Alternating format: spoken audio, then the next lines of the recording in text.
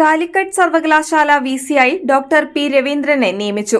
Doctor MK. Jayaraj VC സ്ഥാനത്ത് നിന്ന് വിരമിക്കുന്ന ഒഴിവിലാണ് കാലിക്കറ്റ് സർവകലാശാല കെമിസ്ട്രി വിഭാഗം പ്രൊഫസറും മുൻ സയൻസ് ഡീനുമായ ഡോക്ടർ പി രവീന്ദ്രന് വിസിയുടെ ചുമതല നൽകിക്കൊണ്ട് ചാൻസലർ കൂടിയായ ഗവർണർ ഉത്തരവിട്ടത്. ഇന്നാണ് വിസിയുടെ കാലാവധി അവസാനിക്കുന്നത്. എം.ജി. സംസ്കൃത, മലയാളം, കണ്ണൂർ സർവകലാശാലകളിൽ വിസിമാരുടെ ചുമതല ഗവർണർ നേരിട്ട് നൽകുകയായിരുന്നു.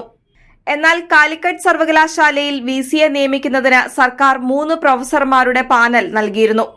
കാലിക്കറ്റ് സർവകലാശാല ഫിസിക്സ് പ്രൊഫസർ ഡോക്ടർ പ്രബ്ദുബ്നൻ, കേരള സർവകലാശാല Hindi professor doctor Jayachandran, English professor doctor Meena Pillai എന്നിവരുടെ പേരുകൾ ഉൾപ്പെടുത്തിയ പാനലാണ് ഉന്നത വിദ്യാഭ്യാസ മന്ത്രി ആർ ബിന്ദു ഗവർണർക്ക് സമർപ്പിച്ചത്.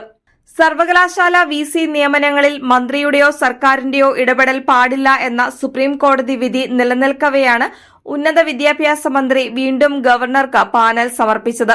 പ്രസ്തുത പാനൽ തള്ളിക്കൊണ്ടാണ് സീനിയർ പ്രൊഫസറായ ഡോക്ടർ പി രവീന്ദ്രന് ഗവർണർ കാലിക്കറ്റ് വിസിയുടെ പൂർണ്ണ ചുമതല നൽകിയത്.